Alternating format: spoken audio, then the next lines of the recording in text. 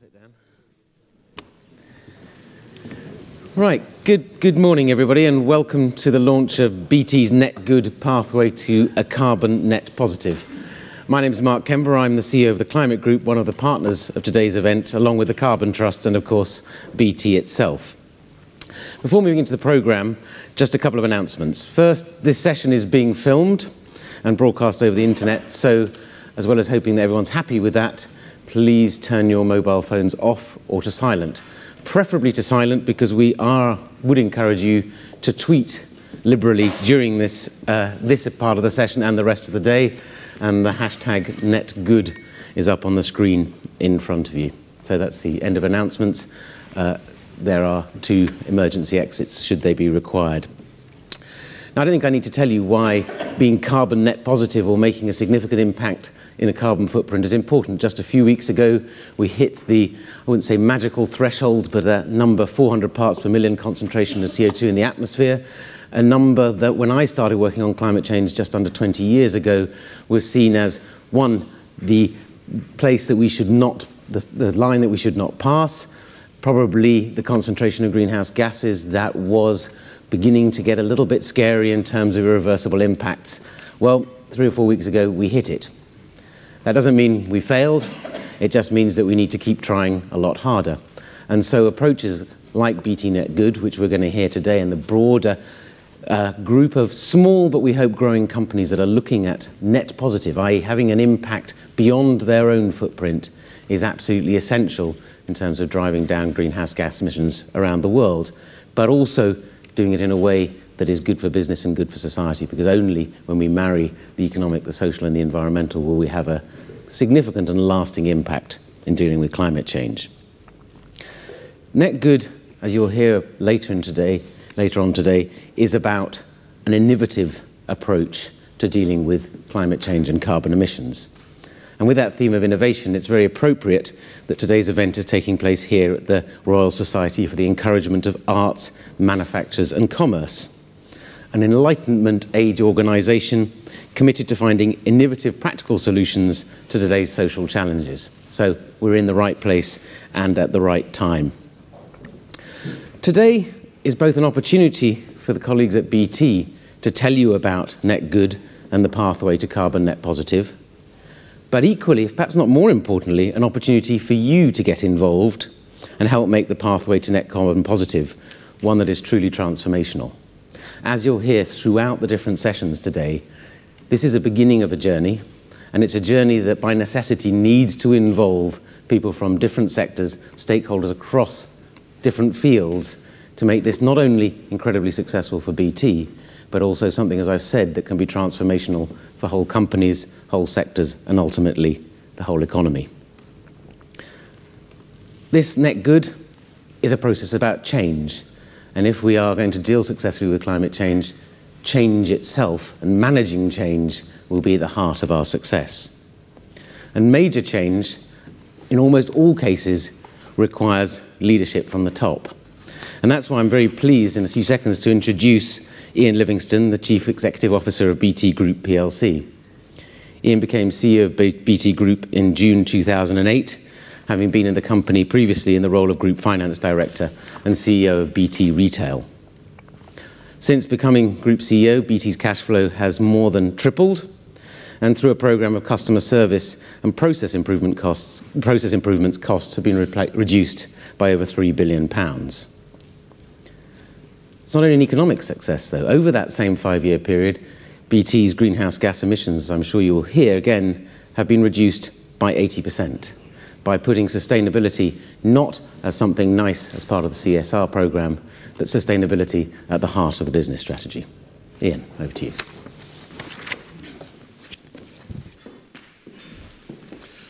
Thank you, Mark, and good morning, and thank you to all of you for coming.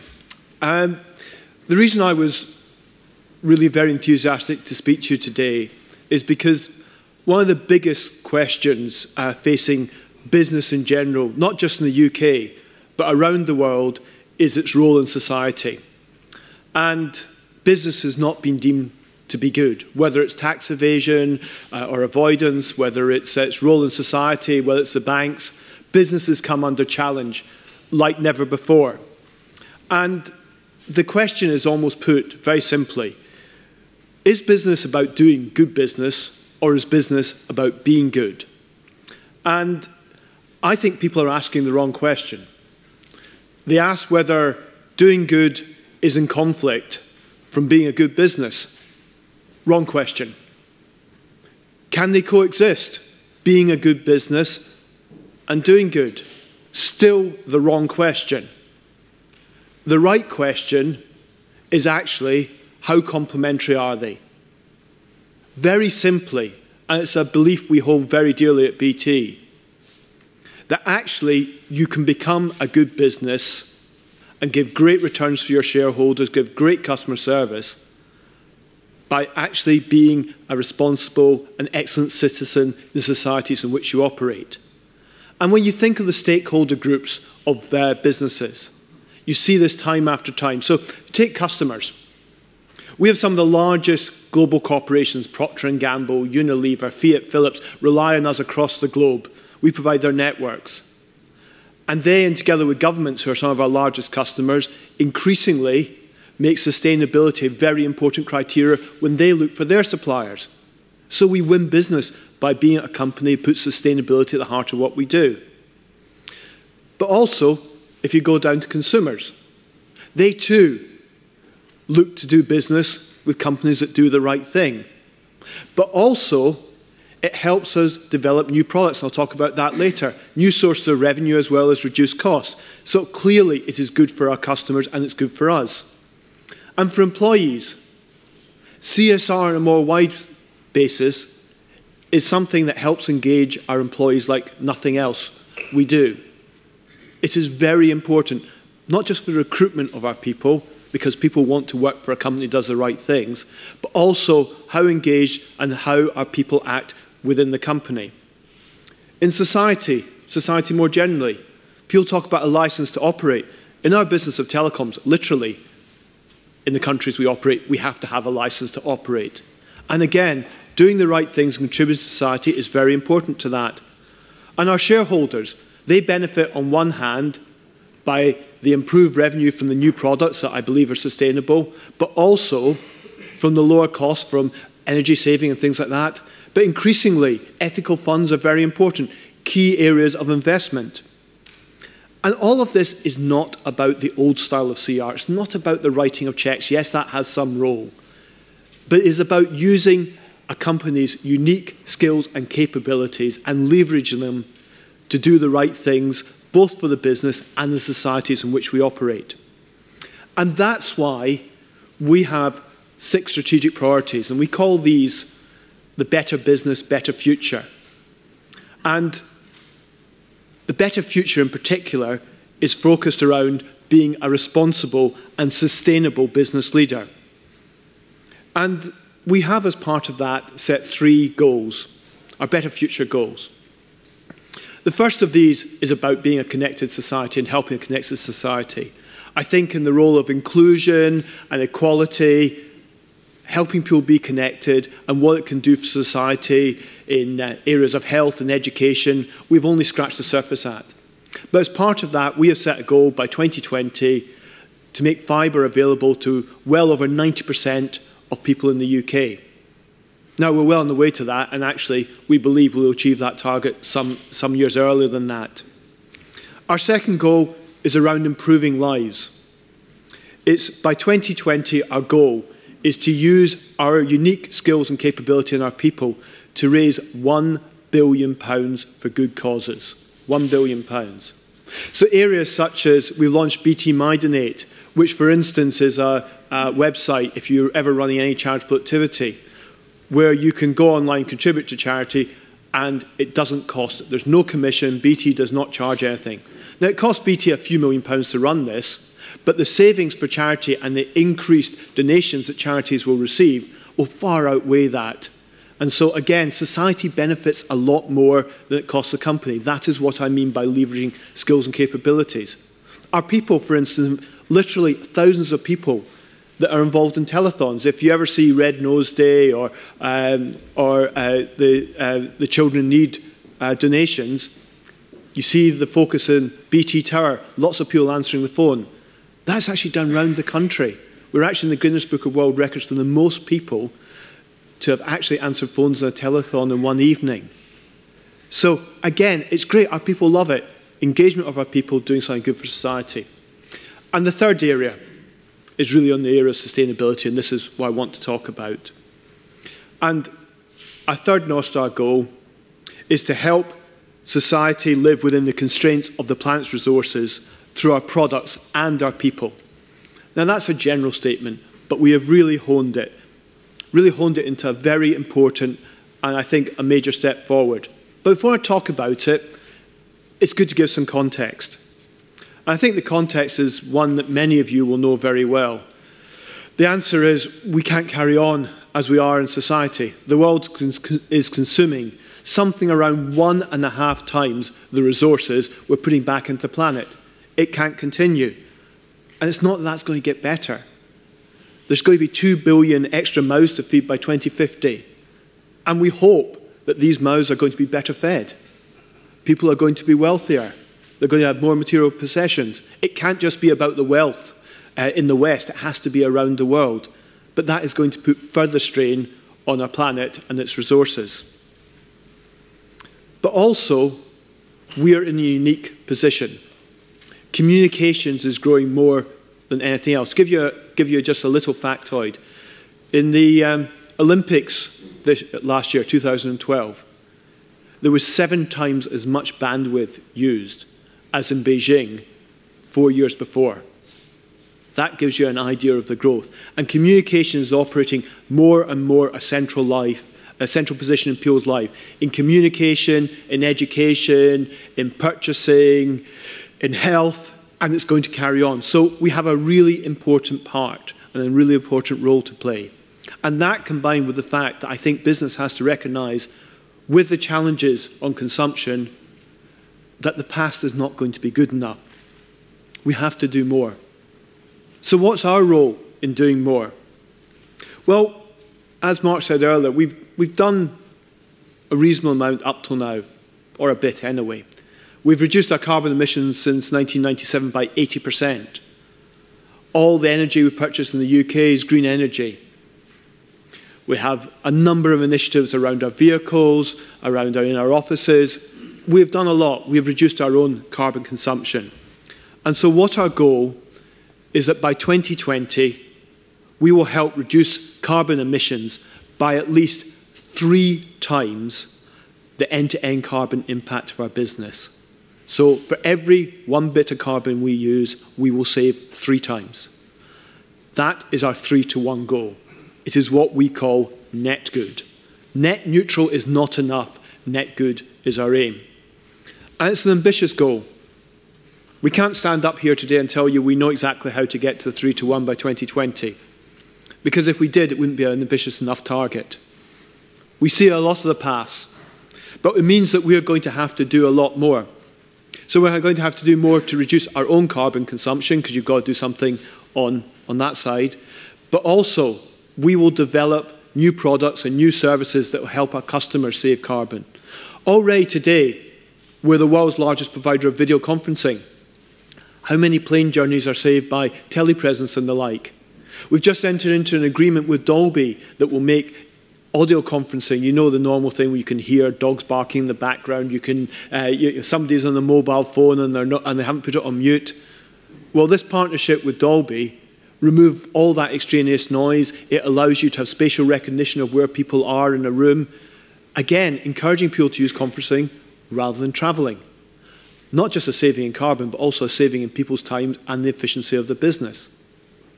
We're developing solutions, whether it's smart grids, smart cities, smart meters, also in areas such as virtualized data centers. These are just a few of the examples how we can save our customers substantial amounts of carbon, big and customers and small. So it represents for us a real opportunity. Now, there's not a silver bullet here.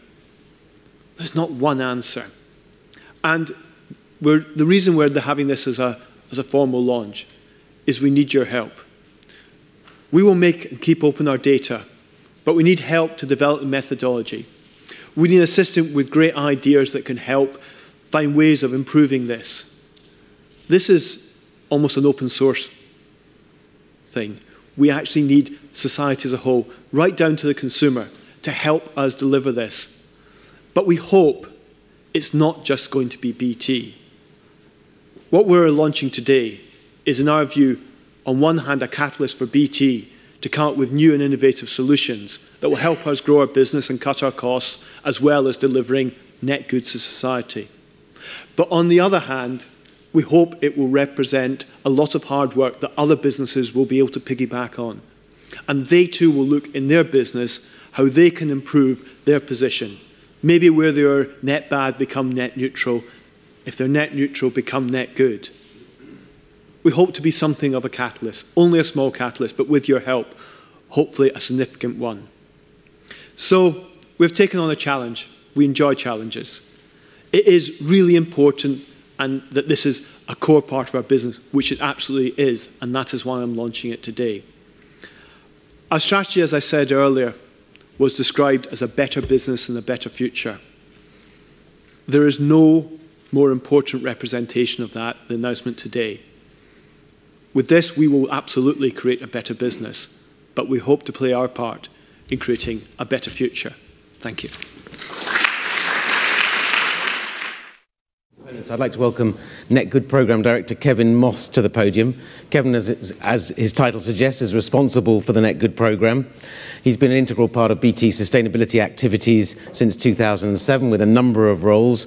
And I just want to mention a couple of other exciting prizes he's been awarded, just partly to embarrass him. He was CSR Executive of the Year Award in 2009, and this year is one of America's top 100 thought leaders. So, Kevin. Thanks, Mark. Okay, well, Mark, thank you. Thank you to Ian. Thank you to all for being here today to hear about what we're doing. After what Ian just did, he didn't leave me much. Actually, he covered the whole brief. So what I'm going to do is give you a little bit of the detail behind how we are going to do some of those things. So I just want to start off, actually, before I address this slide, in fact, I just want to start off with a couple more minutes on where we've come from. We've put a lot of effort over the last few years into measuring, managing, and reducing our own carbon footprint. We've put a lot of effort into energy reduction targets and carbon reduction targets, which we've had as far back as 1992. We've put a lot of work into some fairly dry topics like standards development, like product footprinting, like Scope 3 emissions, understanding different ways of measuring it. And that background has helped us with where we are today.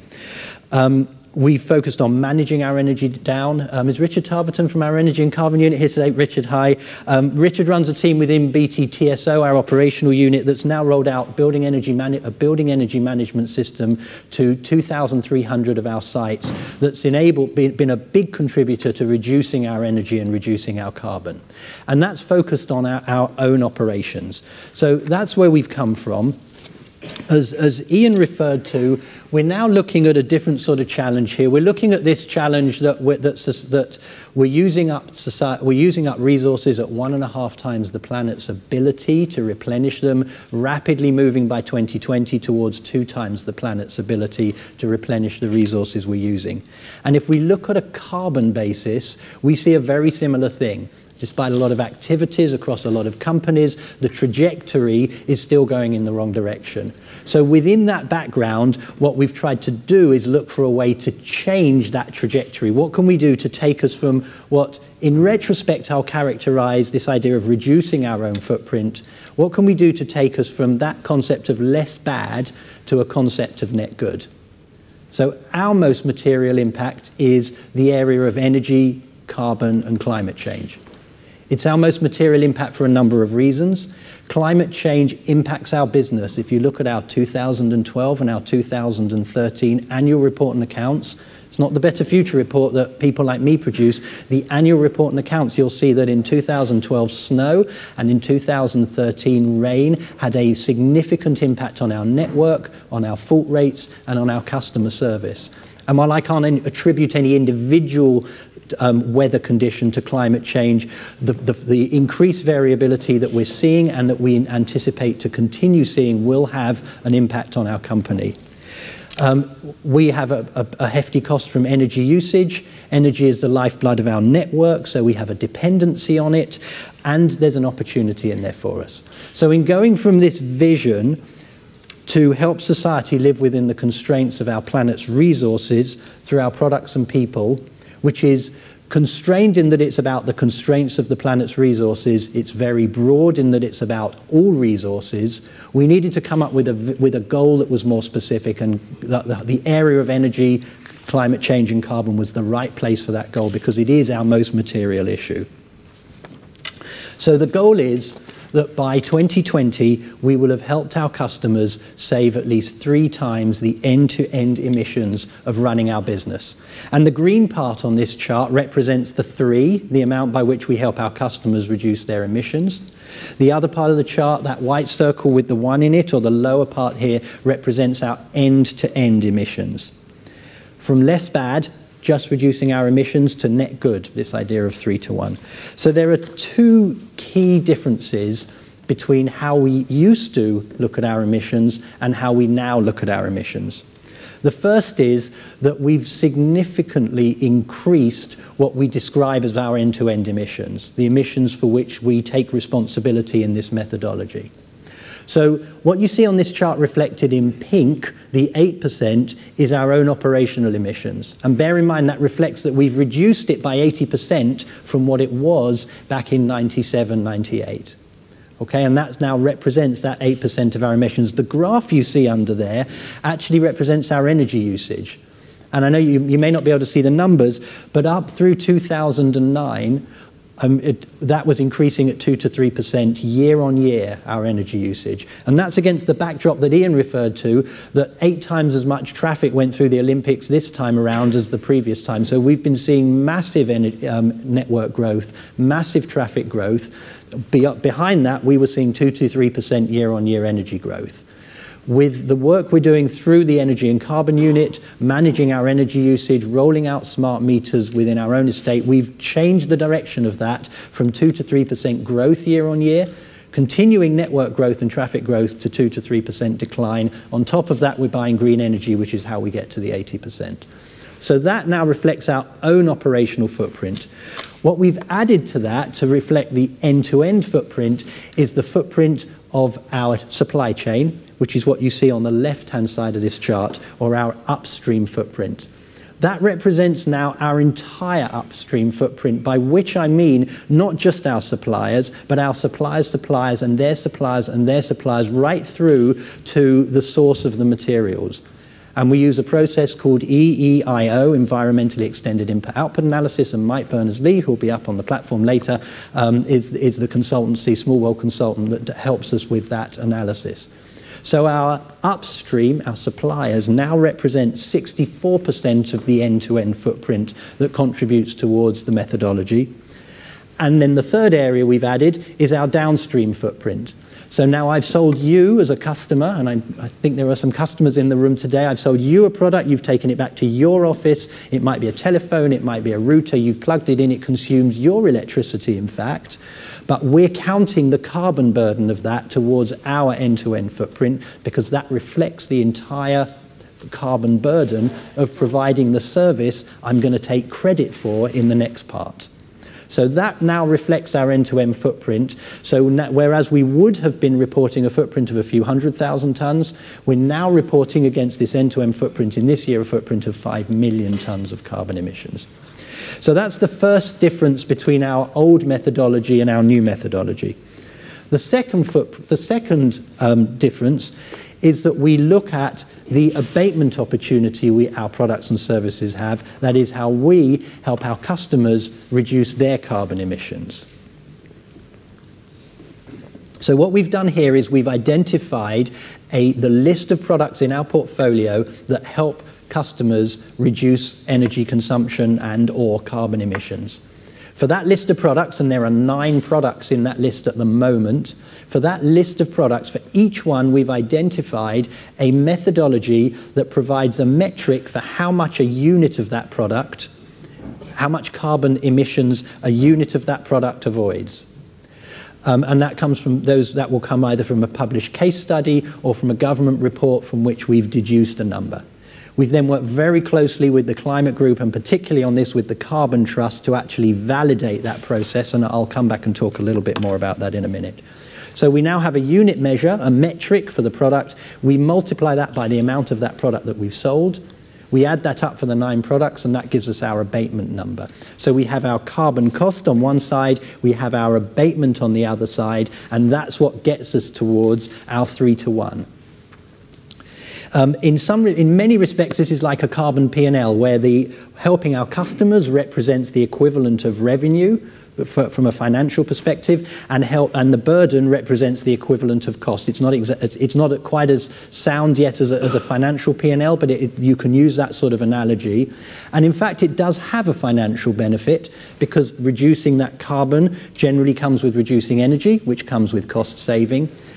Improving how we can help our customers is about growing our portfolio, which also comes with revenue. So there is a financial linkage as well. And what we hope to do with this is, in the same way as a financial P&L can bring everybody in the company together around a financial profit and loss, this is a tool for us to bring everybody in the company together, both the operational side and the customer-facing side, together around a carbon goal.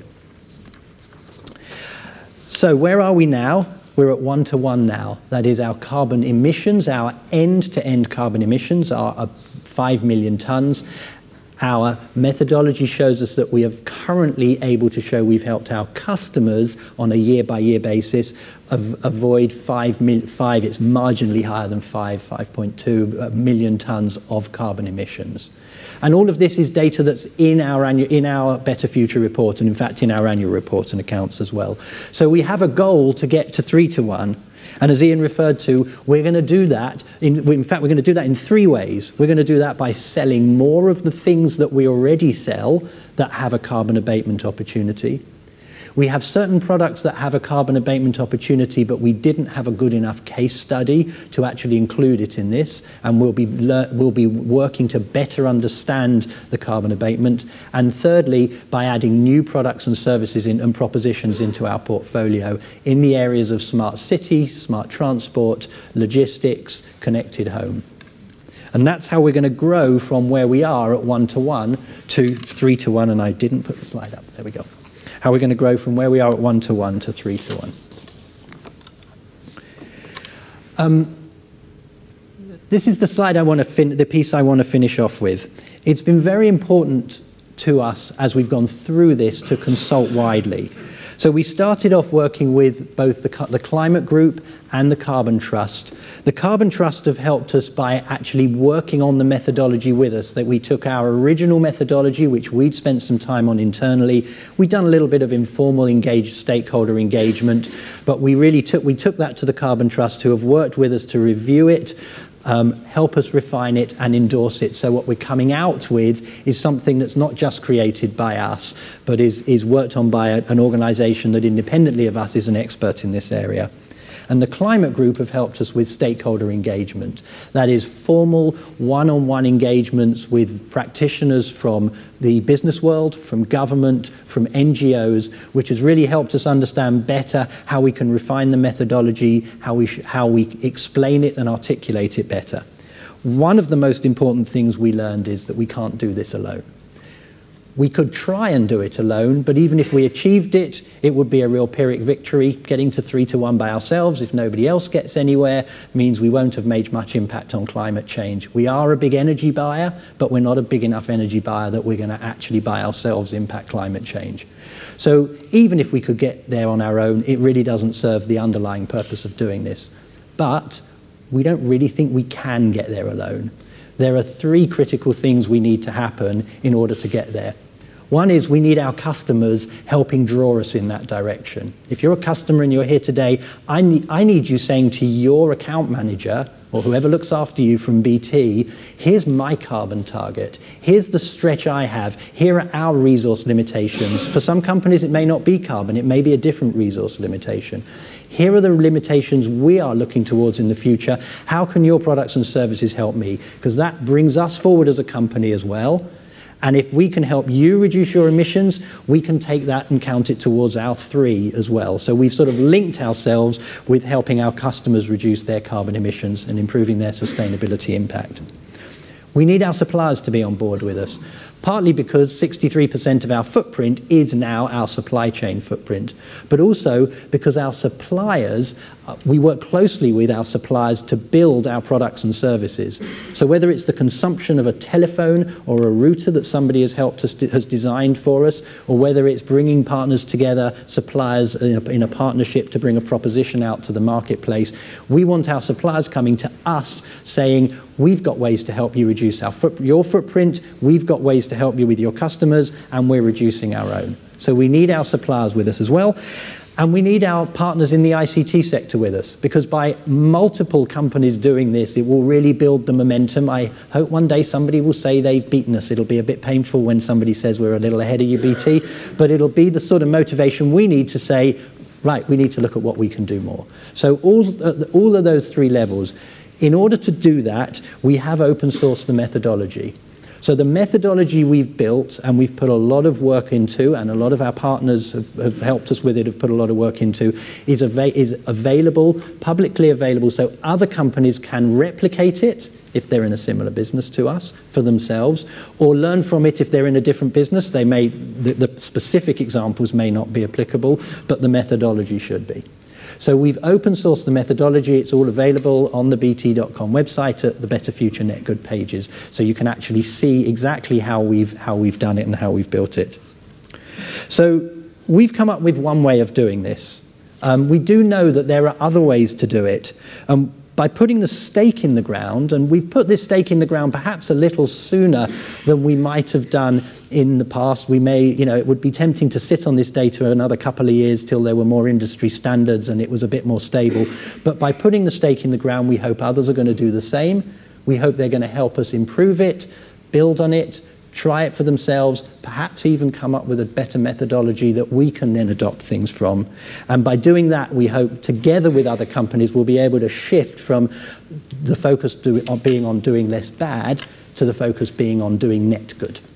So thank you very much. I think I hand back to Mark now, who's going to introduce everybody else.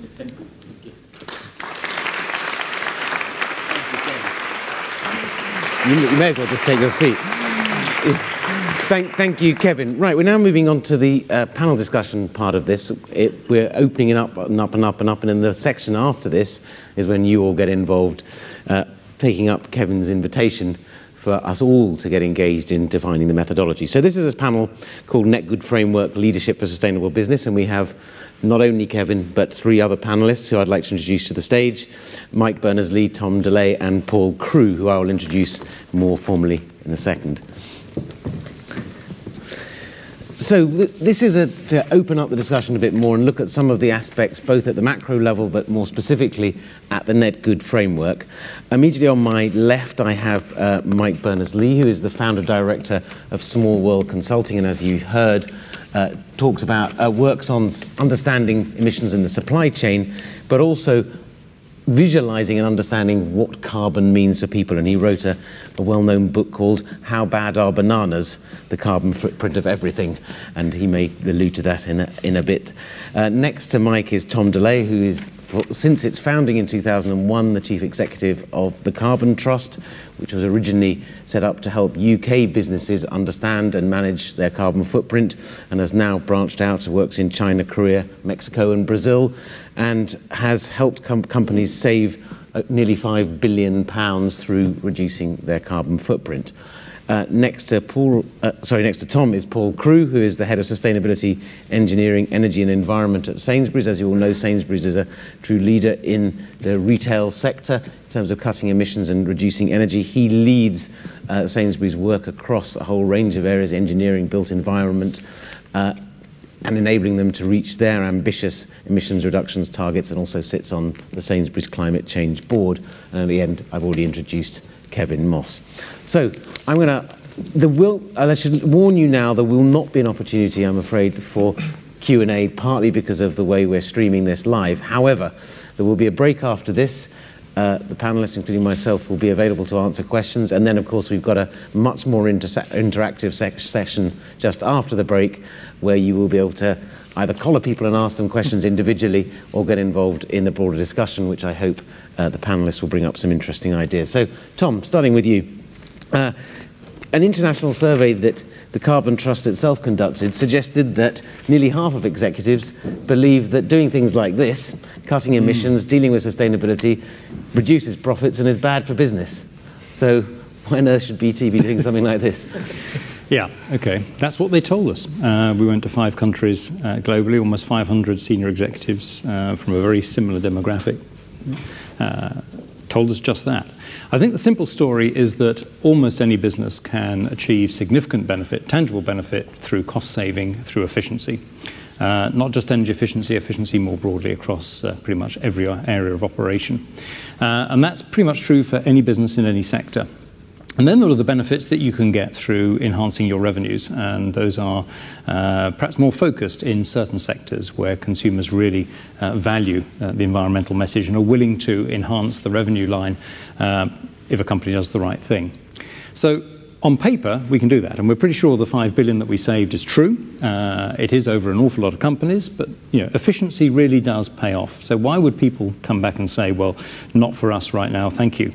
I think there are a couple of things. Firstly, the companies that we interviewed said, well, about 60% of them talked about rising costs to do with environmental compliance. And then they said not only is it rising costs, but they also see the quality of what they offer going down. About 30% said no, they could see a quality fall off. Combination of rising costs and the quality of the product offer going down, that's going to hit your profits in the short term. So I think there are a couple of things. Firstly, most of these people were responding in the relatively short term, and they were not willing to accept that you do need to invest time, effort and resource, and in some cases a significant financial contribution to achieve much of what BT are looking to achieve here. So there is this, are we willing to invest right now? And this is a particularly bad time, I think, in the economic cycle to look for many businesses to invest.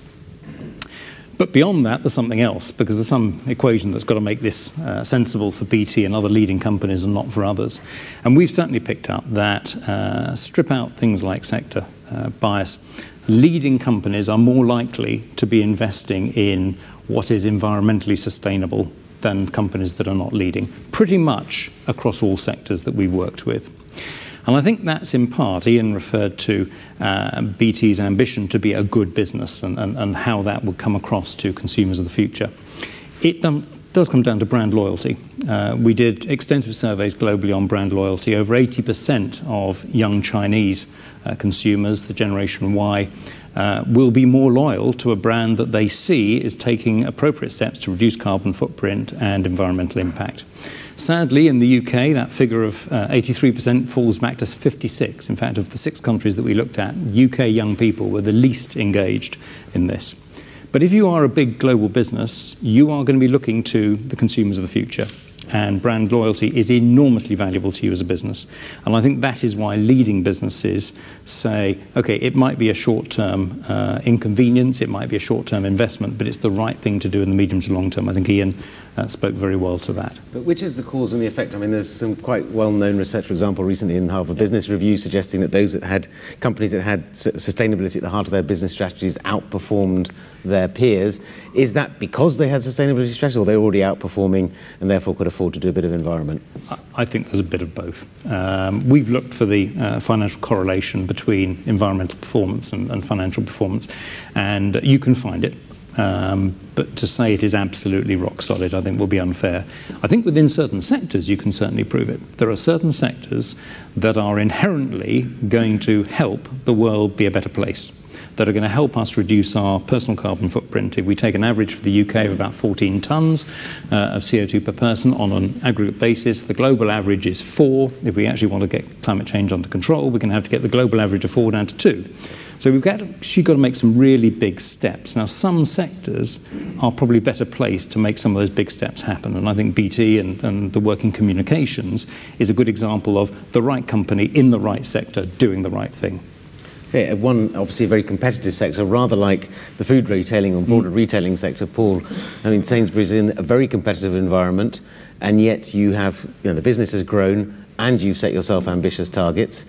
internal emissions and also around your products. Why are you doing it?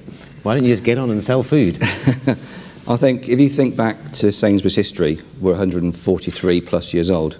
And when you go back to when we first opened our very first shop in Drury Lane in 1869, the absolute aim of the Sainsbury's family at that point was to have the best butter in London. It was at the time when food wasn't safe. And at the time, retailers weren't trusted. So for us, this is absolutely about doing the right thing. And for Sainsbury's, you know, when we talk about our 20 by 20 sustainability plan that we launched in November 2011, we were very conscious that we didn't want to be embroiled in the greenwash scenario. And we were absolutely committed with the board, through Justin and my CFO, leading what it is we wanted to be strive to do and to achieve. And fundamentally, the whole of the 20 by 20 plan that we put in place is absolutely doing it for the right commercial reasons and absolutely doing it for the right reasons for the environment. And you know, our 20 by 20 plan is an absolute stretch. I was really pleased to see Ian talk about not necessarily having all the answers known, and it's a bold step to take. Within Sainsbury's, absolutely, I can assure you that when we set out on our strategy for a 20 by 20 plan, of course we knew some of the answers, but we still we still haven't got some of the answers yet to get us to where we want to get to. And for me, it's around, you know, I would rather shoot for the stars and land on the moon than not shoot at all. And I think seeing BT's approach, taking that bold step of going into that unknown is vitally important. The thing for me, though, is having those key milestones along the way. So the way in which Sainsbury's allow us to work in that competitive market is by trialling and testing and being brave and being bold and looking to adopt those technologies or those principles that may be a little bit groundbreaking. And then as soon as they're proven to work, adopt them very quickly into our DNA and roll them back into our estate as quickly as possible. And really having those drum beats of proving to the board's very important to me. It's where the majority of all the decisions that I have to take are made. And by showing and proving and showing and telling what it is we can achieve and showing the commercial aspects and the commercial viability does work. Thanks. So Mike, both Sainsbury's and BT have big supply chains. We've seen from Kevin's slide, 64%, I think it was, of the emissions come from the supply chain. How do companies manage that bit of it? I mean, it's relatively easy to measure your buildings and your transport and so on and so forth. These are people all over the world, maybe not measuring very well. How do you deal with that? Well, Kevin's right that supply chains are very complex, and where the carbon comes from within the supply chains is in fact it's hideously complex. So there are suppliers and suppliers, suppliers and suppliers, suppliers, suppliers, and actually that process goes on forever. And if you really want to look at all the carbon in your supply chain, somehow you have to find a way of estimating what's going on in literally endless supply chains. And I think the sort of apparent complexity of that has put a lot of people off for a long time, but the reality is that whilst it will never be possible to be absolutely exact about it, it turns out to be absolutely possible and also very practical to make realistic, meaningful estimates of what's going on. And that process is really important. It's about practical and robust management information, and we are improving the techniques for that all of the time. And BT's taken a really good step in saying, okay, despite the fact that it isn't perfect, this information is critical to us, it's really important, and so we're going to do our best with it. And it turns out to be a process which, you know, it is entirely practical, and it gives an intelligent steer on where the priorities are in terms of carbon management, which is what the whole game is about. All carbon metrics are about practical management information. And we can develop that instinct, and we can get it out to into the public as well. And step one is to make sure that the company itself has a really good instinct for where all the carbon issues are in and around the business. So I mean, one of those things is, you know, you talk about understanding that. as I say, you can understand it within your own company. I mean, I would imagine both Sainsbury's and BT have suppliers in, if not every country in the world, a very large number of them, where perhaps that understanding isn't already in place or isn't well developed, or certainly, thinking about the survey you mentioned earlier, seen as dealing with carbon or the environment as something that is a competitive disadvantage. How do you make that case? I mean, both from the work you've done, and I'd like to hear from the others as well, how they do that. Yeah, I mean, it's increasingly well understood now that if we're going to take carbon seriously on every scale, at a global scale, at a national scale, in businesses and as individuals, we need to understand not just our direct carbon impacts, but also the indirect carbon impacts that lie behind everything that we do.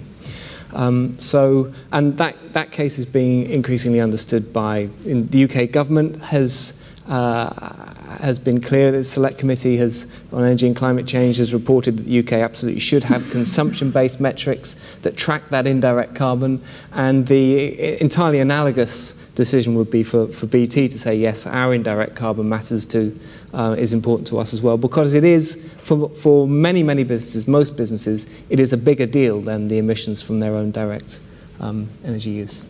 So what challenges, Kevin, working on your extended own footprint before we come to the beyond the footprint, what challenges have you had? I guess the procurement part of your company says, well, let's just get it in as subject to quality as cheap as we possibly can, and you're saying, well, actually, no, we want to do a bit more than that. Yes, and some of them are here today who are cringing as you say that. So some of my colleagues are here today from the procurement team, and we are very much focused in the mix of good quality, good price, also is good sustainability. So we've been working with suppliers for a number of years on a sort of a threshold level of there's a set of questionnaires they have to fill in and they get an audit if they don't get above a certain level, to moving on to encouraging them to participate in the Carbon Disclosure Project, and then working with them in person or through webinars on helping them with how they can improve their energy footprint. What this gives us is the ability to then say to them, here's how you fit into our whole. So whereas previously the activities were isolated activities, we can now say to them, so here's our big picture and here's where you fit into that. And it allows us to prioritize our activities in the right place with the right suppliers and the right parts of our business. And do you select your suppliers on the basis of them meeting the highest standards in terms of sustainability as well as other criteria? We include that in the criteria. So a business manager working with their procurement manager can assign up to 50. We have a balanced scorecard for how we pick suppliers, and can assign up to 15 percentage points. It's up to 15. I'm glad we brought you along to help me with my numbers. Up to 15 percentage points to the decision process according to energy and sustainability criteria. So yes, it's absolutely one of the factors.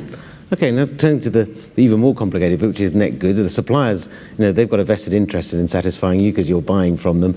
The 3 times impact that you're going to achieve through net good, a bunch of people you don't necessarily know. Some of them are your customers, some of them are the customers of your customers. I suppose there are 2 questions. That's a complicated bunch of people, why bother? And second, how are you going to get to them? I mean, you don't have that leverage that you have through your contracting and your procurement. On the customer side. On the customer side. So the why bother is from a medium to long-term point of view as a company, the planet is going to become more resource constrained, whether it's carbon or other resources. And this helps us to position ourselves to thrive as a business in that environment rather than it become a challenge as a business. There will always be some challenges of resource constraints, but if we can use this to position ourselves in the medium and long term to thrive, this will help us get there. We see our customers are starting to ask us more and more about this. Some of our global customers, when we design a network for them, they want to know the carbon footprint of that network. And they want to know if we can design a network with a smaller carbon footprint. So they're not asking us as much as the sustainability guy would like, but they're asking us. And we see that building up. So the customers do want this. And this is partly a sort of a chicken and egg of us helping them understand how we can help them, and them asking us to help them to build towards it. So I see the 3 very much as a medium to long-term play as a business anyway, and it helps us with our market-facing units and with driving innovation. Yeah, I mean, I'll just come on to a good example out of the Net Good programme. some of the areas of customer activity that would give the greatest benefit in terms of reaching 3 to 1 are all around audio conferencing and telecommuting. So very significant potential impact, therefore worth really trying to analyse as best as we could. But interestingly, the abatement counts towards 3-1, but it also counts potentially towards the footprint of the business that is actually doing that itself. So if you have a business customer, it will be something that you will appropriately count as part of BT's global impact, but it's something that will be part of that business's direct footprint if they count theirs. So there is really a mutuality of interest along the supply chain. And if one can make that work through programs such as this, really gaining traction, you can see how the multiplier effect starts to kick in. What BT does, because it's right for BT, becomes what the next company in the supply chain does because it's right for them, and so on.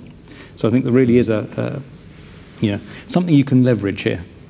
Right, so, I mean, and a lot of that depends on consumers, whether they be business customers or individual customers, sort of be able to understand this. Mike, how bad is a banana is about understanding the impact, the carbon footprint of products and services, and people need to be able to engage with that. And I'll ask you about it more generally, and then Paul specifically, but engaging customers to actually think about this is the first step to making them care about it.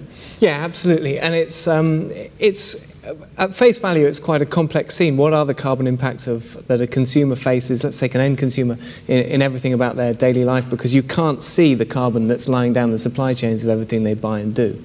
But it is absolutely possible to impart that information in a way that is not instantly overnight and not exactly. But the good news is we don't need exact carbon instincts, but we do need broad understanding. So a little bit like we all have an instinct for money. So, I'd buy anyone in this room a cup of tea without even thinking about it, but I'd be unlikely to spontaneously buy anyone a house because I kind of understand that one's, many times more expensive than the other. And if we can get that kind of understanding out to the wider world, over time, that's an entirely doable exercise. And it's not about blasting numbers all over people at all. It's about simple messages. And if BT can get a very good understanding of where the carbon issues are in and around its business, in its supply chains and in its users, and then just make sure that the simple communications it has with its customers are consistent with that, and are consistent with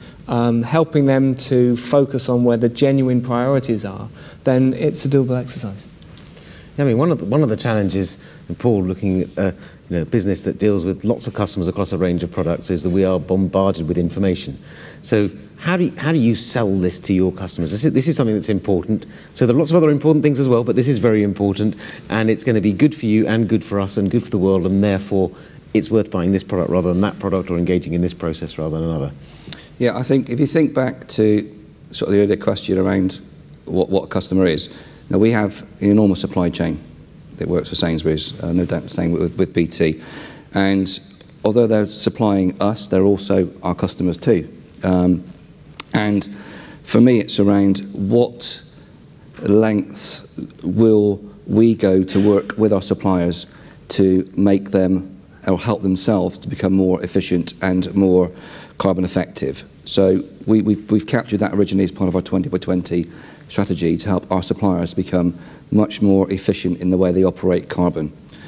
And secondly, from a customer perspective, it's really understanding and talking to them and really asking those questions internally before the customers ask of us. So we have, an important value chain within Sainsbury's where, we have 153,000 customers that work for us, our colleagues. So it's great for us to tap into those and ask them what it is it makes their lives more important, and what is it they would like us to share with them and work with them on in all matters of sustainability, from whether that be from the products that we purchase outside of the UK, in Africa or Asia, right way through to the farm that's down the road from their local store. And for me, it's been really clear on what it is the customer is absolutely wanting to know and is focused on. And Kevin, have you sounded out your customers on this? Yeah, and actually I think there's some interesting contrasts. If I think of myself picking up a piece of fruit, for example, I don't want to oversimplify, but I do have an interest in where that comes from. I don't think as a consumer I actually have the same interest in where my phone comes from. There isn't quite that same emotional connection of, is it a New Zealand, maybe I shouldn't guess places, but a New Zealand Apple or a South African Apple perhaps, with a phone. So I'm not sure that this is the reason a customer's going to buy from us, because we've got this. But for business customers, we actually need to show them how we can help them with what they need. For a consumer customer, we need to show them why our product is better still, right? We still need to show them that and persuade them with that. This might contribute a bit towards the trust of the brand, but then we have to work out behind the scenes how this builds us towards the 3-to-1, and we have to set up our portfolio such that we move more in that direction and still make a healthy profit. Even though Ian's not quite here now, you'd need me to say that. Okay. Well, thinking about profit, a traditional way that companies have made profit in the past is they invent something, they innovate it, they hide it, they put it behind very, very high walls, avoid it being leaked out, and then try and make money on it while the other people copy it, and then they've got ahead and innovated something new. So you're doing something innovative in terms of process, in terms of where you run your business, and before you've even started, you're throwing it out to the public and saying, copy us, imitate us, and in fact beat us. Why are you doing that? I'm beginning to wonder whether I should have now. Can we pull it back quickly? Can we switch the website off?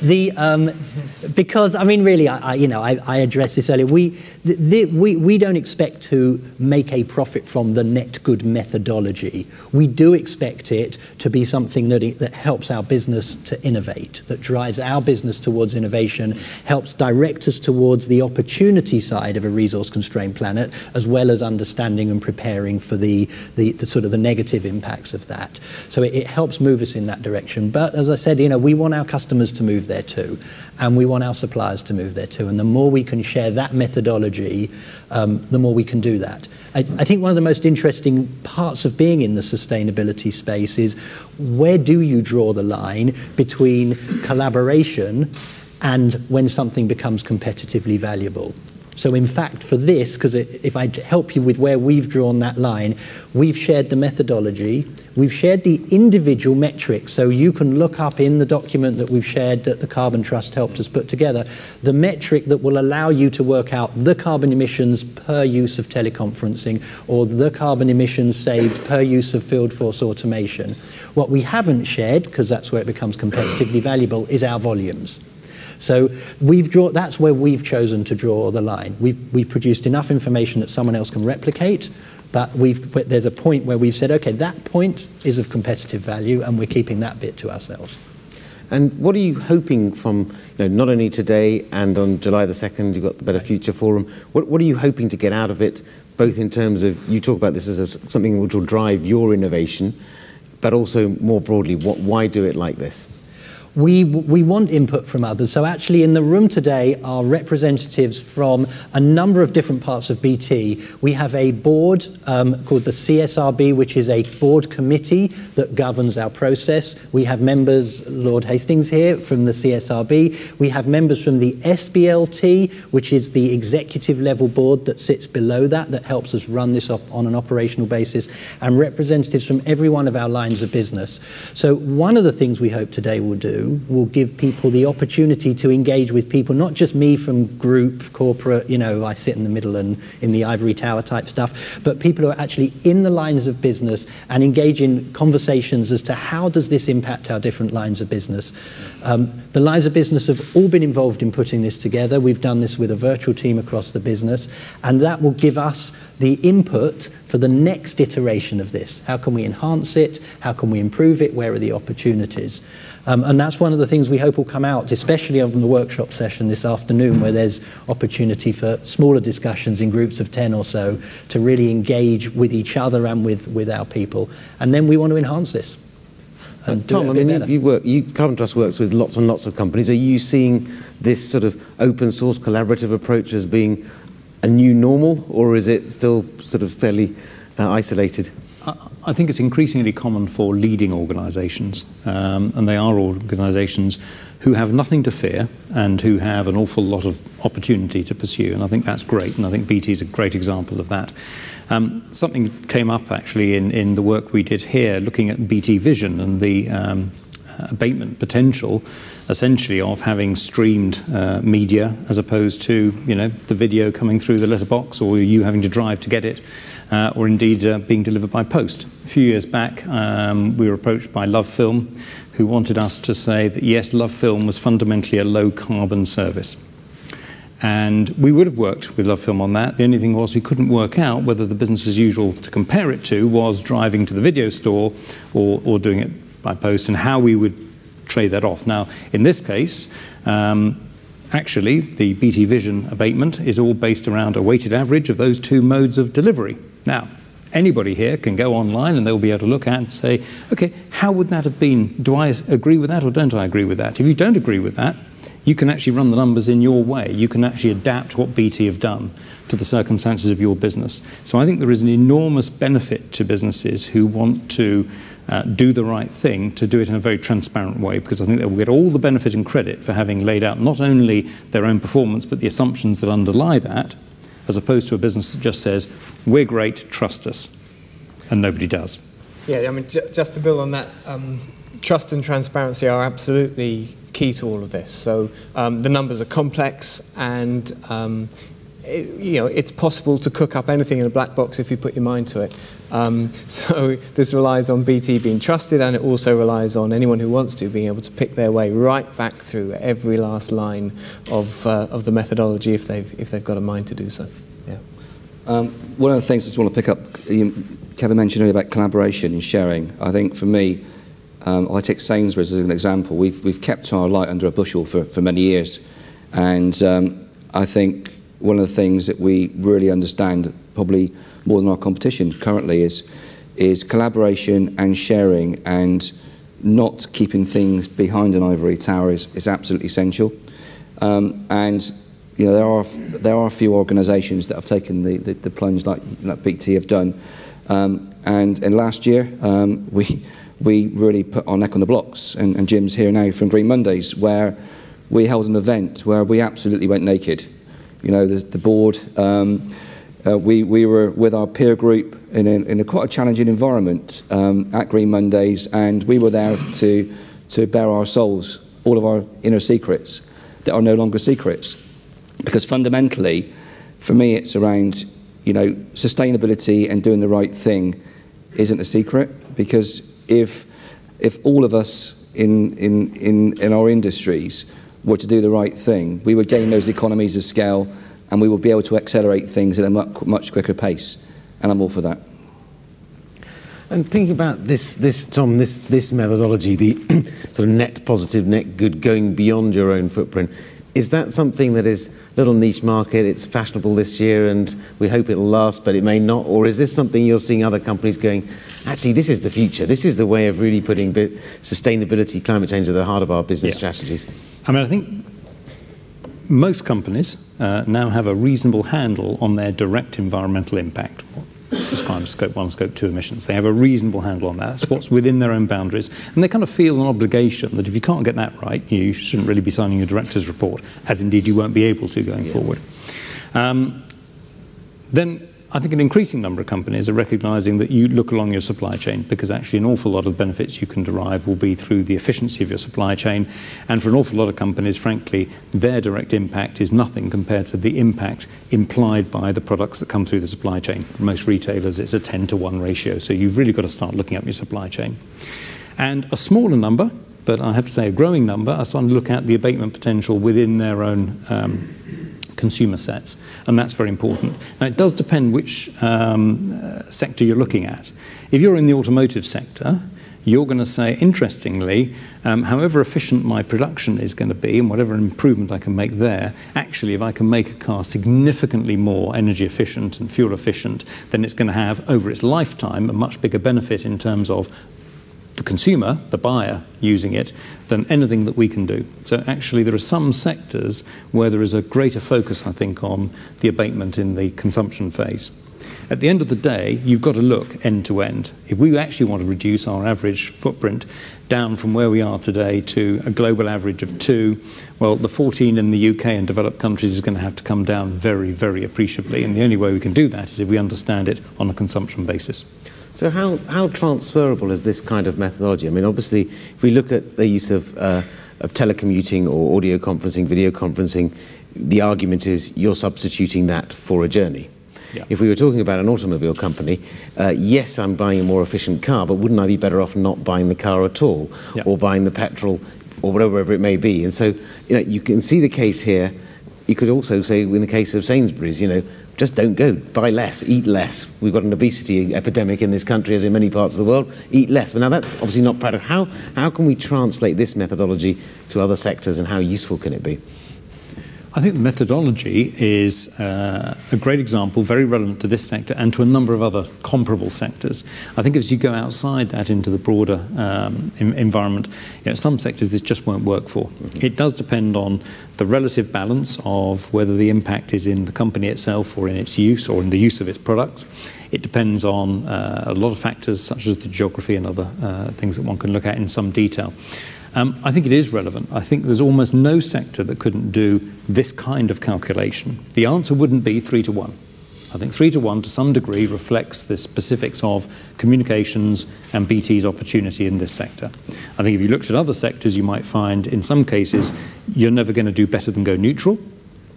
In others, you might be 5 to 1, 10 to 1. So I think that will vary very much by sector. But the basic approach of understanding, what your own individual impact is, what the impact of your supply chain is, what the impact of your own impact, including supply chain, on your consumers is, adding the lot together, doing a ratio, I think that is absolutely transferable.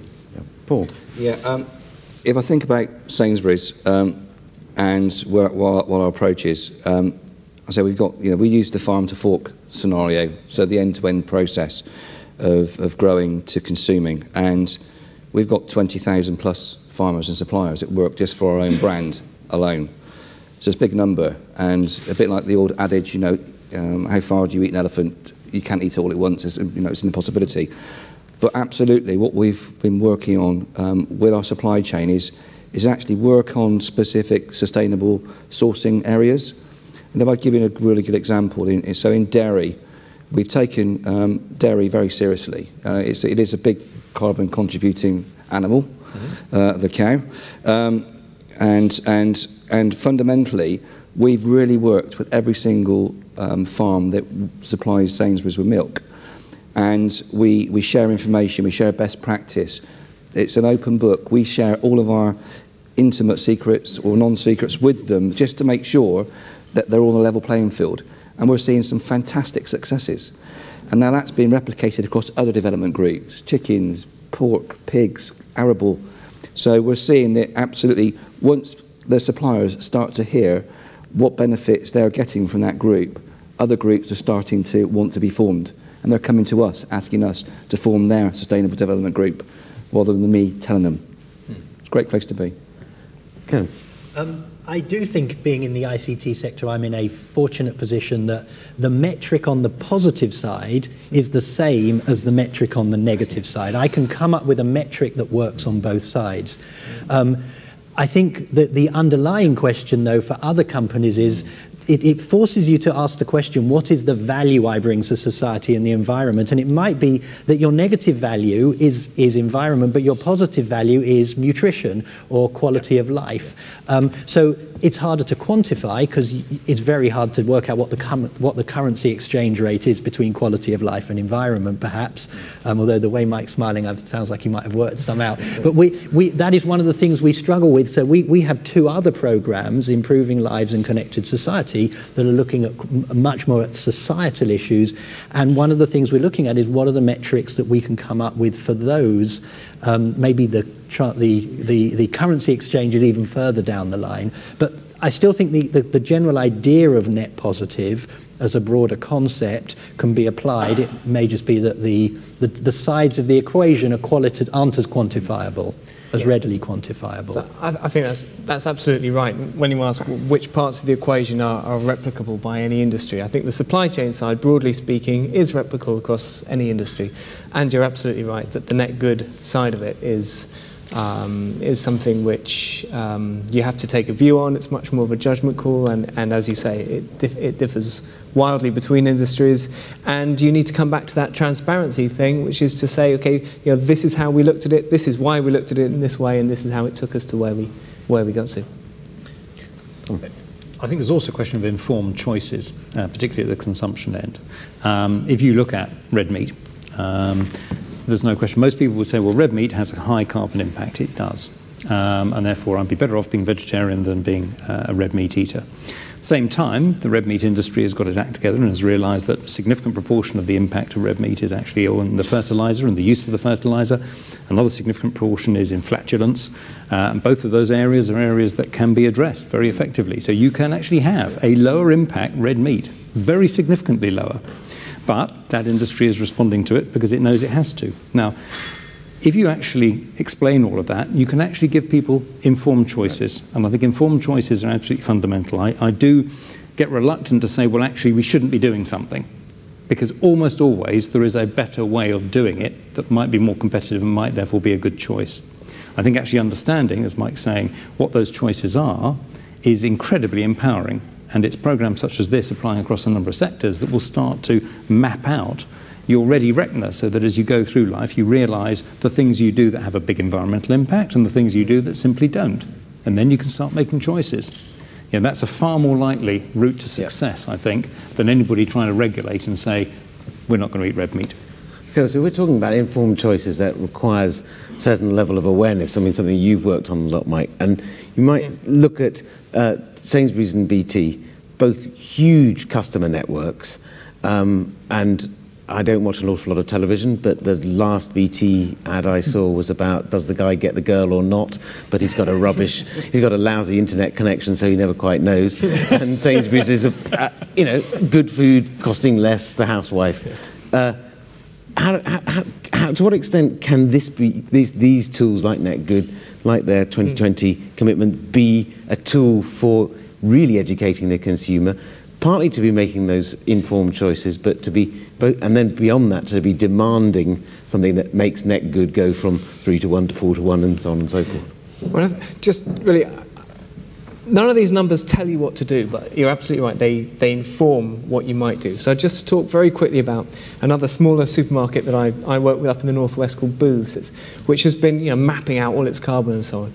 And what it's finding is that it doesn't tell it what to do, but it does open up a big and wide-ranging conversation about all kinds of options. So on the subject of red meat, there's what it can do in its red meat supply chains, but there's also the question of they've realised actually we can reposition red meat as a very high value, very attractive, eat in small quantities for a special occasion product, and actually they think that's a commercial opportunity for them. So it opens up all kinds of informed choices and and sourcing decisions as well. None of which are black and white, because it's about putting one thing into the mix, into your decision mix, which you then look at from a very broad and multi-criteria perspective. Kevin, coming back more specifically to the ICT piece and NetGood, I mean, we've seen from the Smart 2020 report and the Smarter 2020 report the huge potential that information technology has for reducing global emissions, perhaps somewhere between 15 to 20% of global emissions over the next decade by deployment of the technologies that BT uses.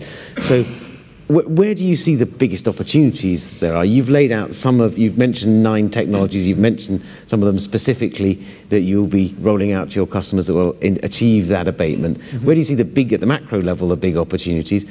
And looking beyond 3 to 1 and NetGood in 2020, what does success look like for you? The big opportunities are in the areas I mentioned: smart city, smart energy, smart transport, connected home. The beyond 2020, you want me to go? I'm just I've spent the last 2 years trying to get to 2020. Look like on a big scale? Success looks like, what does success look like to me is we meet 3 to 1 early, and we put the target up, and we've done it in a way that has driven innovation and has helped us drive new products and propositions out to customers, so that the success of the business is inherently linked to having met our NetGood targets. Yeah, I just add one thing. The NetGood programme is reality-based. It's grounded in what BT has to offer today broadly and the products that it is anticipating offering in the period going forward to 2020. There's enormous opportunity in building sustainability into the future products and services that we're all going to enjoy, and indeed infrastructure.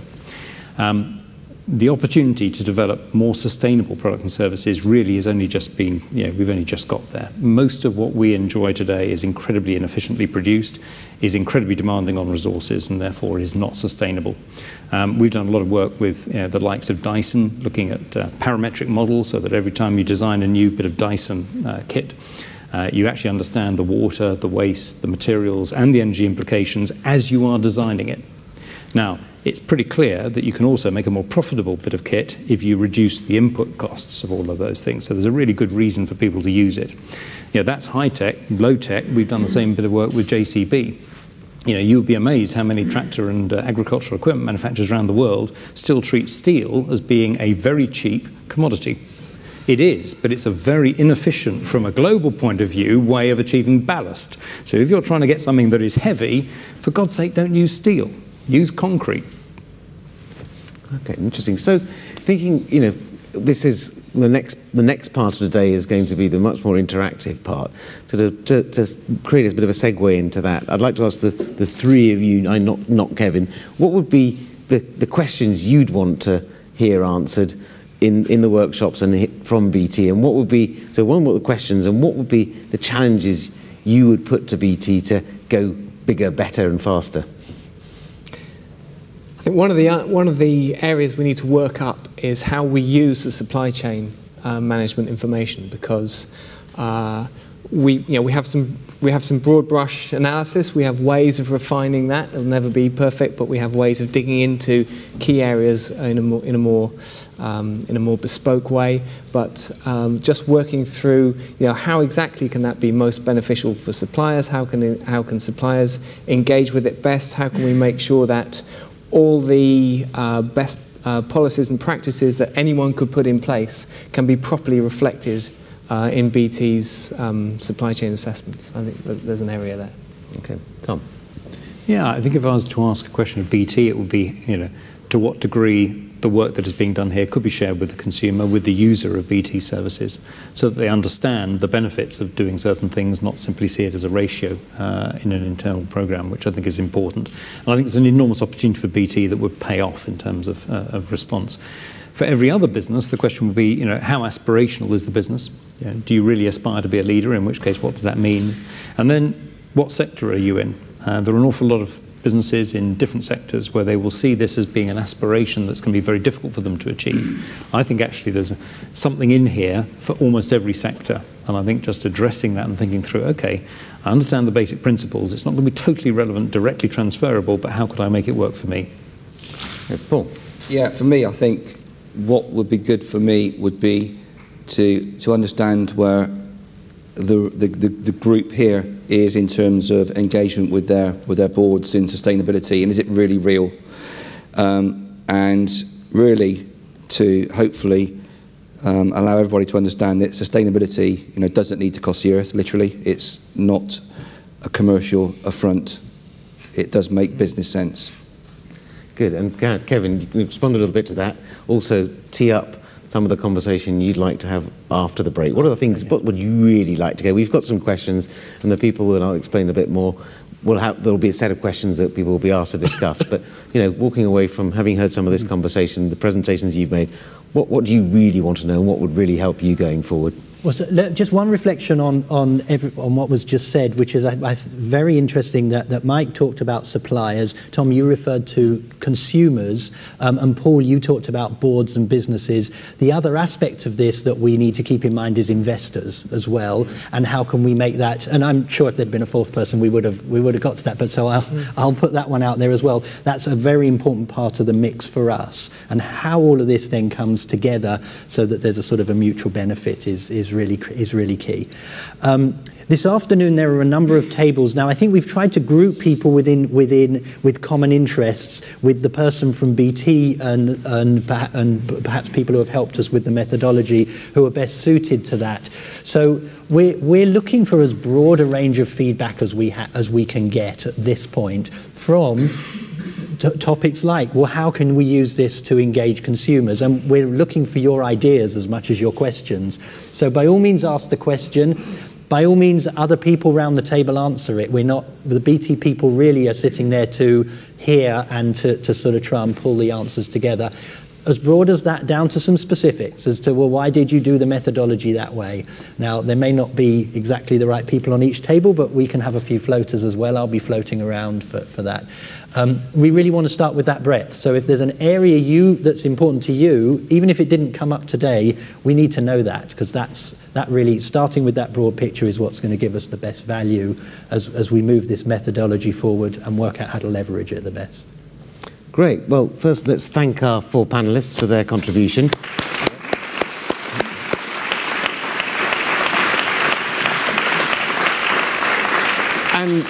And although it's clear, I mean, although we didn't invite climate skeptics or cynics deliberately to be on this panel, I think, you know, people, these are, I mean, without wishing to sound patronising, a serious bunch of people representing serious businesses, and all have concluded that through one route or another, putting climate change and sustainability at the heart of their businesses, upstream, downstream, and at the heart of their operations, is not just a nice thing to do, it's good for business. And I think part of the process, building on what Kevin's just said, after the break, will be understanding how and why. And it's both the mechanics of it, but also the consumer engagement.